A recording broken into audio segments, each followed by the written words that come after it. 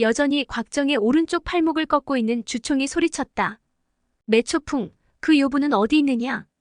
육괴는 의심의 눈초리로 마옥을 자세히 살펴보았다. 그러자 마옥이 입을 열었다. 어젯밤에 보았는데 여기까지 찾아왔을까 걱정이 돼서 부랴부랴 달려왔습니다. 강남육협의 명성은 익히 들었는데 오늘에서야 뵙게 되었군요. 영광입니다. 그러자 주총이 여전히 곽정의 팔목을 잡은 채로 고개를 약간 숙여 예를 표하며 물었다. 죄송하지만 도장의 버포는. 곽정은 그제야 자신이 아직 도인의 이름을 전하지 않았다는 게 생각나 황급히 말했다. 저분은 전진교의 마옥도인이에요. 그 말을 듣고 육괴는 놀라지 않을 수 없었다. 마옥의 버포는 단양자로 왕중양이 세상을 떠난 후 전진교의 교주가 되었으며 장춘자 구척이 역시 그의 사제였다. 다만 그는 폐관 수련에만 정진할 뿐 강호에는 나타나지 않았다.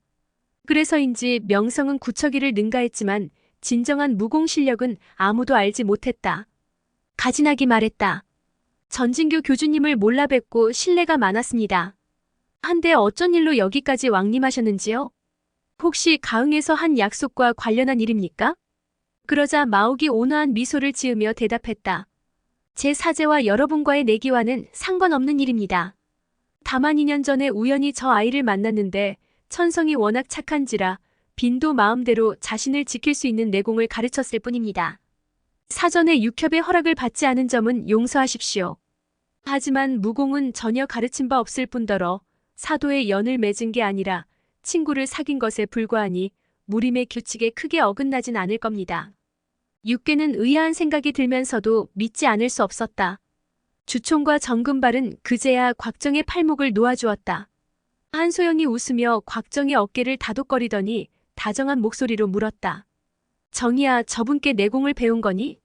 그럼 진작 얘기하지. 우린 너만 오해했단다. 저분이 말하지 말라고 했어요. 곽정이 그렇게 말하고는 머리를 극적였다. 마옥이 또 한 번 예를 갖춰 말했다. 빈도가 워낙 정처 없이 떠도는 몸이라 신분을 밝히길 꺼려했습니다. 지척에 두고서도 인사드리지 못한 점 양해해 주십시오. 사실 마옥은 강남육괴의 명성을 듣고 호감을 가져왔었다. 그런데 2년 전 구척이가 자기 제자 중 한 명인 윤지평에게 서신을 주어 강남육괴를 찾은 적이 있었다.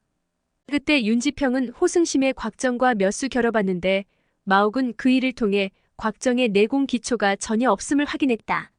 마옥은 전진교의 교주로 수양을 가장 우선시했으며 사제인 구척이가 내기를 핑계삼아 강남육괴를 괴롭히는 것을 원치 않았다. 그래서 구척이를 수차례 설득했지만 그가 고집을 꺾지 않자 일부러 이곳까지 찾아와 몰래 곽정을 도운 것이다. 사실 그런 우연이 어디 있겠는가? 사막의 넓디 넓은 초원을 지나다 우연히 곽정을 만났다는 것도 그렇지만 아무 이유 없이 그에게 2년이란 시간을 들인 것은 말이 되지 않았다. 만약 매초풍이 나타나지 않았다면 그는 곽정이 내공을 다 연마하자마자 유유히 사라졌을 테니 강남육괴는 물론 구척이까지도 내막을 알지 못했을 것이다.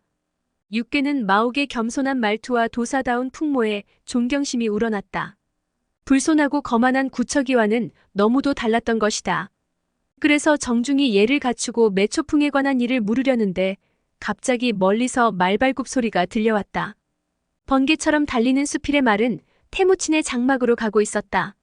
곽정은 그들이 태무친을 유인하기 위해 보내는 상곤의 사자임을 알고 마음이 다급해졌다. 그때 마침 말 한 필이 이쪽으로 달려오고 있었는데 말에 탄 사람은 여우 가죽옷을 입은 화쟁이었다. 화쟁은 태무친의 막내딸로 곽정과는 오누이처럼 자란 사이였다.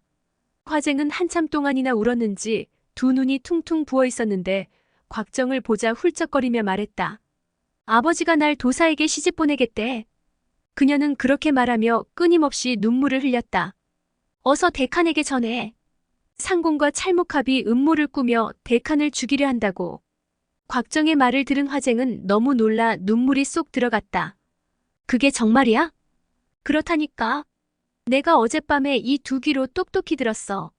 어서 아버지께 말씀드려. 화쟁은 갑자기 희색이 만면에 알겠다고 답하고는 말을 타고 쏜살같이 달려갔다. 곽정은 자기 아버지를 죽이려 한다는데 뭐가 저리 신나는 건지 의아했지만 곧 이유를 알 것 같았다. 그렇게 되면 화쟁은 도사에게 시집을 가지 않아도 되기 때문이다. 그런 생각을 하니 곽정도 기분이 좋아졌다. 그때 마옥의 목소리가 들렸다. 그녀를 두려워하거나 여러분을 무시해서가 아니라 매초풍은 이미 동해도와도 도주 황약사의 구음진경을 갖고 있는 게 분명합니다. 매초풍의 구음백골조는 최상의 경지에 도달했으며 그녀가 쓰는 은채찌개 초식도 오묘하기 이를 데 없습니다. 물론 우리 여덟비 힘을 합치면 이길 수도 있겠지만 그녀를 없애려면 우리 쪽 희생도 만만치 않을 겁니다. 그러면서 마옥이 의미심장한 표정으로 말했다. 그래서 빈도가 한 가지 방법을 생각해냈습니다. 그러니 여러분도 자비로운 마음으로 그녀에게 새 길을 찾을 기회를 주셔야 할 겁니다. 그러자 주총등은 잠자코 가지나게 결단을 기다렸다. 이윽고 가지나기 입을 열었다. 저희 강남 7괴는 성격이 괴팍해 그저 싸울 줄밖에 모릅니다. 도장께서 방법을 제시해 주신다면 영광으로 알고 따르겠습니다. 가지낙은 마옥의 말투에서 매초풍의 무공이 크게 진전했음을 알 수 있었다. 마옥은 그녀의 목숨을 살려주자고 했지만 사실 그것은 육괴의 체면을 고려해 그녀의 독수를 피할 방법을 알려주려는 것이었다. 이런 사정을 모르는 한보고 등은 갑자기 관대해진 대형을 의아하게 생각했다. 마옥이 내놓은 계책은 전진칠자의 명성을 이용해 매초풍을 쫓아버리는 것이었다. 강남 육괴는 그 계책이 별로 마음에 들지 않아 망설였지만 제3간청하는 마옥의 체면과 곽정을 도와준 성의를 고려해 결국 승낙했다. 해가 지자 그들은 각자 저녁을 든든히 먹고 절벽으로 향했다. 정상에 오른 육괴는 바위 위에 새겨진 매초풍의 채찍 자국을 보고 모골이 송연해졌다. 그제야 마옥의 말이 과장이 아님을 실감했다. 8사람은 모두 정좌하고 매초풍이 오기를 기다렸다. 얼마 지나지 않아 가지나기 매초풍이 온다고 속삭였다. 곧이어 나타난 매초풍은 몸놀림이 어찌나 빠른지 마치 검은 연기가 굴러오는가 싶더니 순식간에 벼랑 아래 다다라 놀라운 속도로 절벽을 기어올랐다. 잠시 후 정상에 오른 매초풍은 한 사람을 업고 있었는데 사지를 늘어뜨린 채 미동도 않는 것이 살았는지 죽었는지 알 수가 없었다. 곽정은 업힌 사람의 여우 가죽옷이 화쟁의 것과 비슷하다고 여기며 자세히 살펴봤더니 과연 화쟁이었다. 까무러치게 놀라 자기도 모르게 비명을 지르려는 찰나 묘수서생 주총이 재빨리 손을 뻗어 그의 입을 틀어막고 소리쳤다. 매초풍, 이 못된 요부. 나타나기만 하면 이 구척이가 요절을 내고 말 테다. 그 소리를 듣고 매초풍은 재빨리 바위 뒤에 몸을 숨기고 귀를 기울였다. 그녀는 절벽 위에 사람이 있다는 것만으로도 놀라 입이 벌어졌는데 구척이라는 자가 자신의 이름까지 언급하자 기절초풍할 지경이었다. 마옥과 강남 육괴는 그 모습을 보자 여전히 긴장하면서도 웃음이 터져나올 것 같았다. 그들은 미리 짜둔 대로 서로 대화를 주고받았다. 그러다 한소영이 말했다. 그녀가 극악무도하긴 하지만 전진교는 늘 자비를 베풀었으니 목숨만은 살려주기로 해요. 그러나 나머지 사람들은 매초풍을 죽여야 한다고 서로 한마디씩 했다. 매초풍은 들으면 들을수록 기가 막힐 뿐이었다. 전진칠자 중 한 명과 상대해도 승부를 예측할 수 없을 텐데 7명이 전부 모였다면 뼈도 못 추릴 것이 분명했다. 이때 달이 중천에 떠 사방을 밝게 비쳤으나 주총이 능청스럽게 말했다. 오늘 밤은 먹구름 때문에 손을 펴도 손가락이 안 보일 지경이니 모두 조심하시오. 그 말을 듣고 매초풍은 속으로 쾌재를 부르며 제발 달이 뜨지 않기를 하늘에 기도했다. 한편 곽정은 화쟁만을 주시하고 있는데 그녀가 서서히 눈을 뜨기 시작했다. 살아있다는 것을 확인한 기쁨도 잠시 아무 소리도 내지 말라고 두 손을 쪘는데 곽정을 본 화쟁이 살려달라고 소리치기 시작했다. 그러자 곽정 역시 놀라 자기도 모르게 아무 말 하지 말라고 소리쳤다. 매초풍은 기겁을 하면서 황급히 화쟁의 아열을 찍어 눌렀다. 그와 동시에 무언가 의심이 생기기 시작했다. 순발력 좋은 주총과 정금발이 황급히 곽정을 윤지평이라 부르며 방금 네가 말을 했냐며 넘겼지만 매초풍의 의심은 더욱 짙어졌다. 가만히 생각해보니 전진칠자가 느닷없이 사막에 나타나 이름 모를 벼랑 꼭대기에 모였다는 것은 뭔가 석연치 않았다. 그녀는 자기가 눈이 먼 것을 알고 누군가 장난치는 게 아닐까 의심했다. 마옥은 그녀가 바위 뒤에서 천천히 고개를 드는 것을 보고 속임수가 들통났을지도 모른다고 생각했다. 주총 역시 매초풍이 은색 찬란한 채찍을 잡은 손을 서서히 드는 것을 보고 위험을 직감하면서 기지를 발휘해 한마디 했다. 대사형, 지난 몇 년간 사부님께서 전수해 주신 금관옥쇠 24개를 연마한 것으로 아는데 우리에게 한 수 보여주심이 어떨는지요? 마옥은 주총이 매초풍을 겁주려는 의도임을 간파하고 즉시 대답했다. 내 비록 너희들의 맏형이나 자질이 부족하니 어찌 너희들을 따르겠느냐? 창피한 일이지만 사부님이 전수해 주신 신법도 아직 다 깨우치지 못했느니라. 마옥이 한마디 한마디 힘을 실어 말하니 그 목소리가 멀리까지 울려 퍼졌다. 그의 말은 겸손하기 이를 데 없었지만 목소리는 온 산을 진동시켰고 마지막 말이 떨어지기도 전에 첫 마디가 이미 메아리 쳐왔다. 그것은 바람 소리와 어우러져 마치 용과 호랑이가 포효하는 듯했다. 매초풍이 들어보니 보통 심오한 내공이 아닌지라 감히 공격할 생각을 못하고 다시 바위 뒤로 몸을 움츠렸다. 마옥이 말을 이었다. 듣자니 매초풍은 두 눈이 멀었다던데 알고 보면 불쌍한 신세 아니냐. 그녀가 개과천선에 더 이상 무고한 생명을 죽이지 않고 강남육계도 괴롭히지 않는다면 목숨만은 살려주기로 하자. 게다가 선사께서도 지난날 도화도의 도주와 서로 존경하며 지내지 않았느냐. 구사제, 자네가 강남육계와 친분이 있다니 가서 매초풍에게 복수할 생각이 있으면 그만두라고 전하게. 둘 다 과거지사로 묻어버리면 좋잖나. 마옥은 나머지 사람들과 공력 차이가 날까봐 이번에는 내공을 쓰지 않았다. 주총이 말을 받았다. 그야 어려울 게 없지만 매초풍이 과거를 뉘우치느냐가 문제죠. 이때 갑자기 바위 뒤에서 냉랭한 음성이 울려 퍼졌다. 전진칠자의 호의에 감사드립니다. 매초풍이 바로 여기 있습니다. 그렇게 말하며 그녀가 모습을 드러냈다.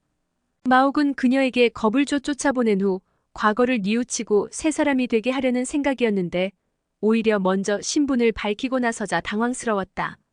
매초풍이 말을 이었다. 전 여자이니 여러 도장님과 감히 겨룰 수 없고 오래전부터 청정산인의 무예를 흠모했으니 한 수 가르쳐 주십시오. 청정산인 손부리는 전진칠자 중 막내이며 마옥이 출가하기 전 얻은 아내였다. 매초풍은 채찍을 움켜잡고 한소영의 대답을 기다렸다. 이때 곽정은 죽은 듯이 땅바닥에 엎드린 화쟁을 애타게 지켜보고 있었다. 곽정은 어려서부터 친남매처럼 지내온 화쟁이 걱정되어 매초풍에 대한 두려움에도 불구하고 화쟁에게 달려가 그녀를 일으키려 했다. 그때 매초풍의 왼손이 갈고리처럼 곽정의 왼손목을 낚아챘다. 그러나 곽정은 2년 동안 마옥에게 내공을 배운 터라 전신의 관절을 자유자재로 움직일 수 있었다. 곽정은 오른손을 이용해 재빨리 화쟁을 한소영에게 던지고 왼손은 교묘하게 돌려 매초풍의 소나귀에서 벗어났다. 그러나 호락호락한 매초풍이 아니었다. 그녀는 빠져나가는 곽정의 손목을 다시 한번 낚아챈 다음 꼼짝 못하도록 맹문을 누른 후 소리쳤다. 너는 누구냐? 그와 동시에 주총이 소리쳤다. 지평아, 조심하거라. 곽정은 느닷없는 공격에 허둥지둥하며 하마터면 곽정이라고 말할 뻔했지만 둘째 사부의 고함 소리를 듣고 정신을 차렸다. 제자는 장춘진인 문하의 윤지평입니다. 매초풍은 어린 제자까지 내공이 대단한 것에 속으로 놀라지 않을 수 없었다. 그녀는 어린 제자마저 자기 면전에서 사람을 구해내는 대담성을 보인 것에 더욱 놀랐다. 결국 그녀는 전진칠자를 피하는 게 상책이라 판단하고는 곽정의 손목을 풀어줬다. 곽정이 재빨리 자리를 피해 손목을 보니 손가락 자국이 살 속 깊이 박혀 있었다. 그나마 꺼리는 게 있어 힘을 주지 않았기에 망정이지 하마터면 손목이 부러질 뻔했다. 매초풍은 부드러운 말투로 마옥에게 물었다. 마옥도장, 납과 수운을 수장하라는 게 무슨 뜻입니까? 그러자 마옥이 아무 생각 없이 대답했다. 납은 무거워 가라앉고 수운은 가벼워 뜨는데 심화는 납처럼 가라앉히고 진기는 수운처럼 유동시켜 내공신법을 연마해야만 성취할 수 있다는 뜻이요. 그럼 차녀영아는 무슨 뜻이죠? 마옥은 그제야 그녀가 내공신법의 비결을 묻고 있음을 알아차리고 일가를 토했다. 이 사악한 요부 같으니 그런다고 내가 가르쳐 줄 것 같으냐? 썩 꺼지거라. 그러자 매초풍이 깔깔대고 웃더니 은채찍으로 바위를 말아 절벽 아래로 몸을 날리며 소리쳤다. 도장의 가르침에 감사드립니다. 모두들 그렇게 빠른 몸놀림은 처음 보는지라 어안이 벙벙할 따름이었다. 매초풍이 절벽 아래로 미끄러져 내려가자 모두들 한시름 놓으며 밑을 내려다보니 그녀는 또다시 검은 연기가 굴러가듯 쏜살같이 앞으로 나아갔다. 비록 거리는 멀어졌으나 음산하고도 괴이한 움직임을 보니 아직도 소름이 돋았다. 주총이 마옥에게 감사 인사를 전했다.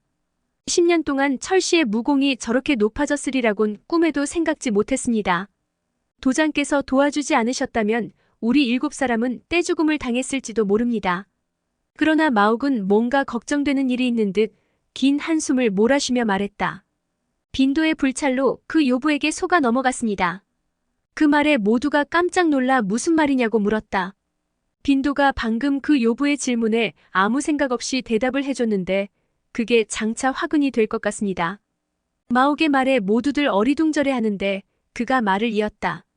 철씨의 외문 무공은 이미 빈도나 여러분의 몇 수 위이며 구사제나 왕사제가 정말 이곳에 있었더라도 승리를 장담할 수 없었을 겁니다.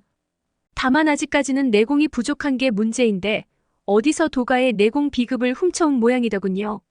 그러나 가르쳐주는 사람이 없어 내게 풀지 못한 구절들을 물어본 것 같습니다. 다행히 두 번째 질문은 대답해주지 않았으나 첫 번째 해답만으로도 내공 증진에 큰 도움이 될 겁니다. 그때 화쟁이 신음소리를 내며 몸을 일으키더니 소리쳤다. 곽정 오빠, 아버지가 내 말을 안 믿고 왕안의 거처로 가버리셨어. 곽정이 놀라 물었다. 왜 네 말을 안 믿으신 거야? 상공과 찰목합 아저씨가 아버지를 죽일 음모를 꾸미고 있다니까. 껄껄 웃으면서 괜히 도사에게 시집가기 싫으니까 거짓말을 한다는 거야.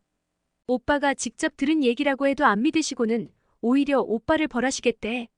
아버지가 새 오빠와 친이병만 데리고 가시는 것을 보고 급히 오빠를 찾아왔는데 도중에 그장님 노파에게 잡힌 거야. 그 노파가 날 오빠한테 데려다 준 거야. 그 말을 듣고 모두 가슴이 철렁했다. 만약 이 자리에 곽정 일행이 없었다면 화쟁의 머리엔 이미 5개의 구멍이 뚫렸을 것이다. 곽정이 황급히 물었다. 대칸이 가신 지 얼마나 됐지? 화쟁이 울먹이는 소리로 대답했다.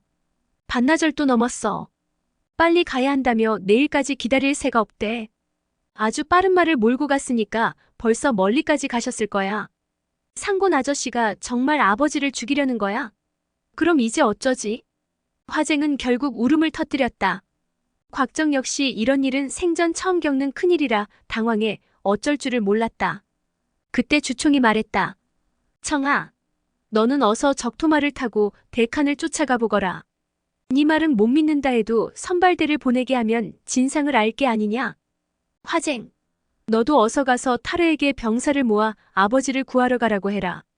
그러자 곽정은 알겠다고 고개를 끄덕이며 절벽 아래로 내려갔다. 이어서 마옥이 긴 밧줄로 화쟁을 묶어 내려주었다. 곽정은 황급히 자기 몽고포로 돌아와 적토마를 타고 쏜살같이 달려나갔다. 곽정이 타고 있는 어린 적토마는 명마일 뿐 아니라 천성적으로 달리기를 좋아해 빨리 달릴수록 신바람이 나서 그 속도가 어찌나 빠른지 다리가 보이지 않을 정도였다. 또한 아무리 달려도 호흡이 거칠어지지 않았고 힘든 기색도 전혀 찾아볼 수 없었다.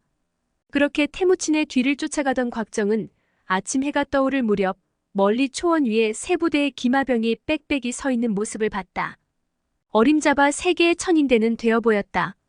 곽정이 깃발을 보니 그들은 왕안의 부하였는데 저마다 활과 칼을 뽑아들었고 경비 또한 삼엄했다. 그들은 아마도 태무친의 퇴로를 차단하기 위해 배치된 부대 같았다. 곽정은 더욱 애간장을 태우며 적토마에 박차를 가했다. 그러자 적토마는 활시위를 떠난 화살처럼 바람을 가르며 대호의 옆을 지나갔다. 통솔하는 장군이 큰 소리로 저지했지만 이미 적토마는 저만치 사라진 뒤였다.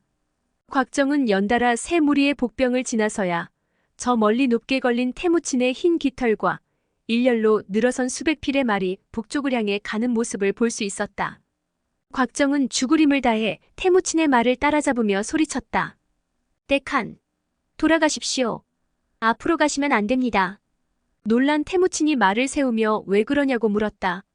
곽정은 간밤에 상곤의 막사 밖에서 들은 이야기와 퇴로가 차단된 사실을 말해주었다.